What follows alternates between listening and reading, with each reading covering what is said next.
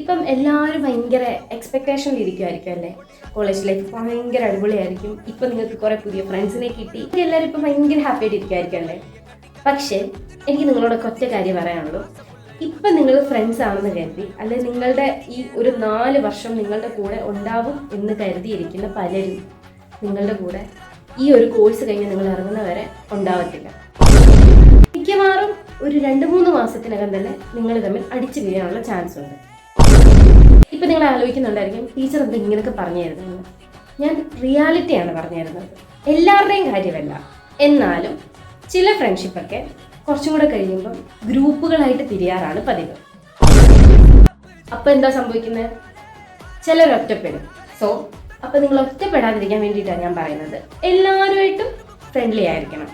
അമിതമായി ഫ്രണ്ട്സിനെ ആയാലും ടീച്ചേഴ്സിനെ ആയാലും എടുത്ത് തലയിൽ വെക്കരുത്. ഒരു ടീച്ചർ എന്നുള്ള രീതിയിൽ പറഞ്ഞു തരരുതാത്ത കാര്യമാണ്, എന്നാലും ഞാൻ പറയുക, ഈ കൂട്ടത്തിൽ തന്നെ പല പാമ്പുകളും കാണും. പക്ഷെ ഇപ്പം നിങ്ങൾക്ക് അവരെ തിരിച്ചറിയാൻ പറ്റത്തില്ല. ഒരു 2-3 വർഷം കഴിയുമ്പം എന്തായാലും നിങ്ങൾക്ക് അവരെ തിരിച്ചറിയാൻ പറ്റും.